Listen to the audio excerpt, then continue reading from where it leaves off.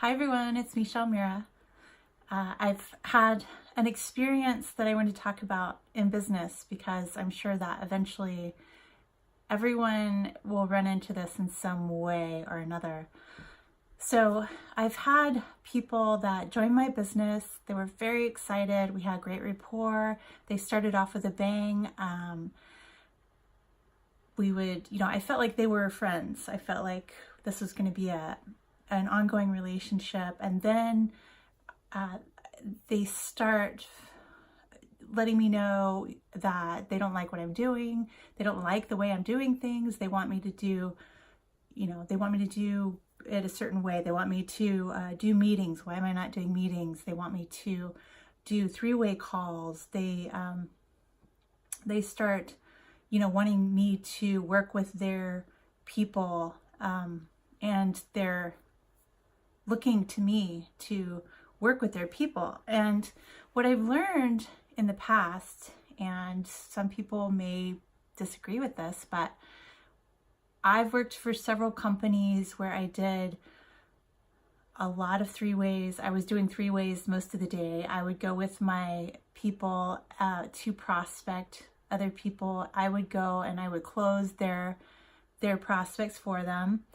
I would speak at the meetings. I even put on meetings for a long time. And what I found was that the people that I helped would keep coming to me to close their deals and to prospect their clients. And I also found that I was working more hours than I had been full-time at a job. And I realized that I was getting burnt out fairly quickly, and I realized that this isn't the way that I wanted my future to look. Most of us leave jobs to be freer with our time and to have more quality time with our family and time to travel and that sort of thing. So I think it's important to find a balance in that way. And I also found that I wasn't really empowering my organization and my people. And I've also had sponsors that did the three-ways for me and did the closing for me, and it caused me to kind of sit back and not do my own personal growth and to not jump out there, because as long as they were doing it for me, hey, this is great, they're building my business for me. But eventually they have to cut back on that. And when that happened, the people that I was helping out, they would actually get upset with me for backing off and saying, okay, I got to work with this other group now, and so you're going to need to start doing this on your own. And there was a conflict there. And so through learning, through experience, I've decided and have been designing the business the way that I ultimately want it to be, because there's only one of me, and I want to find a balance, and I want to find a team of people that are willing to do it the way that I want to. So here's what I'm trying to say. I would recommend deciding up front how you would like your life to look once you're successful in business. Do you want to be working 40 hours a week, and do you want to work 20? Do you want to work a 3-day work week, which I'll talk about more later or in another video? Do you want to work 1 hour a day? Do you want to work, decide how many hours that you want to put into it and how you want it to look when you are successful and you have a huge team. And then find your balance and find what feels right for you. I am an introvert, and I am really good one-on-one, and I am really fine with nurturing the relationships, with training people. I do not thrive by doing lots of meetings. In in public speaking. I've done that before, but that is not how I want to set up my future. So for me, you know, one-on-one training with my people, I'll even do, you know, group conference and train, get people going. But for me, I want to empower the people that are in my team to, you know, go and do it themselves. I don't want to be doing it for them to the point that they are like, you know, I don't know how to do this now because you've been doing it for me. And I've had that on both sides. So for me, I want to work, you know, a 3-day work week and put my time in, get my content set up to go out that week, do all my meetings over the phone, ideally. If, you know,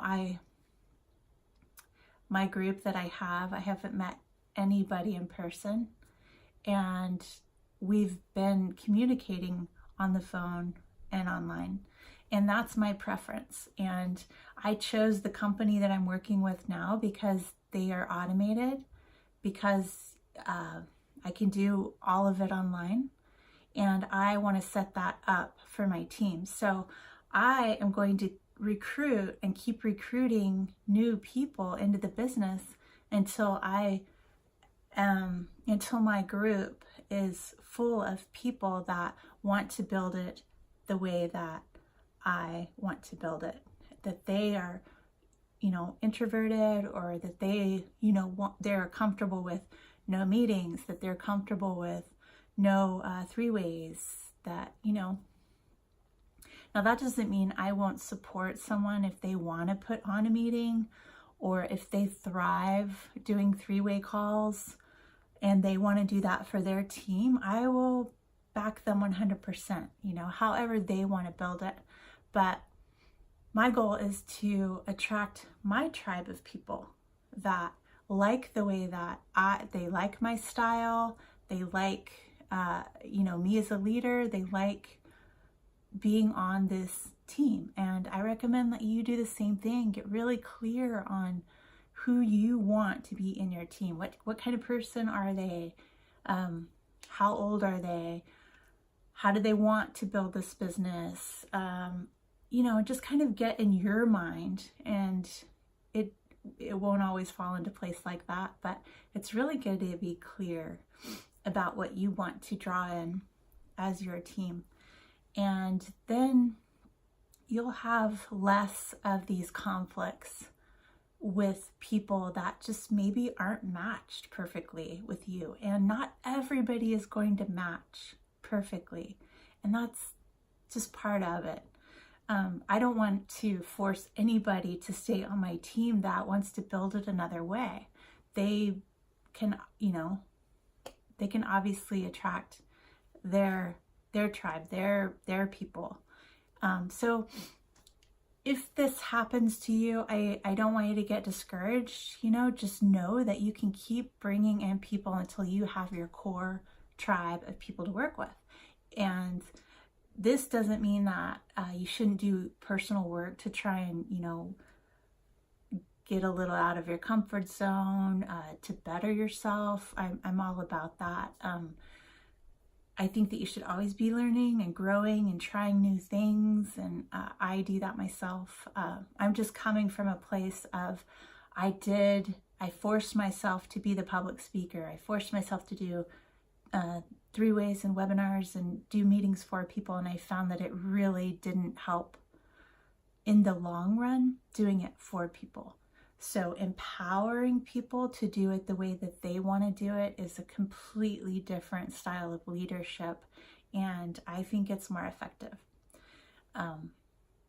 Should you hustle? Should you be aggressive? Should you take action every day? Should you plug in? Yes, absolutely, absolutely. But do it your way, do it your style, because I think authenticity is very, very important. You know, people are going to be drawn to you, and if you're being yourself, they will know who you are right from the start, and they'll know that you match with them or you don't. So I think that the most important thing is to get clear on how you want your future to look. Who are the people you want to be on your team? Who do you want to be when you're successful? And, you know, how do you want your life to look? And just get that in your mind, and then just keep taking consistent action, and, you know, keep getting out of your comfort zone. Keep trying new things, and that vision will continue to grow. But don't feel like that you have to force yourself to be somebody else's style, and don't feel like if you're not somebody else's style that you're going to fail at this. And especially in network marketing, or just actually any business that you are doing as an entrepreneur, you'll find your style and your way of doing things, and hold true to that. That might mean, you know, that your team builds slower, and that's okay. And it might not. You know, if you're being completely authentic and putting yourself out there and saying, this is who I am and I want to work with you, then your team could build very quickly. So it's just about trusting yourself, getting to know yourself, continually working on yourself until you know exactly who you are and who you want to be surrounded by and how you want it to look. So that's what I want to talk about today. And just, you know, to stay on track and don't quit. And that's the most, you know, that's the one main thing that I tell people over and over, is to stay the course, don't quit. And it will happen. You just keep doing it. You just keep inviting people. You keep recruiting people. And then eventually you will have your tribe, your family, your people that resonate with you. And it can be amazing and fun, and it doesn't have to be hard. It doesn't have to be forced. So yeah, thanks for watching.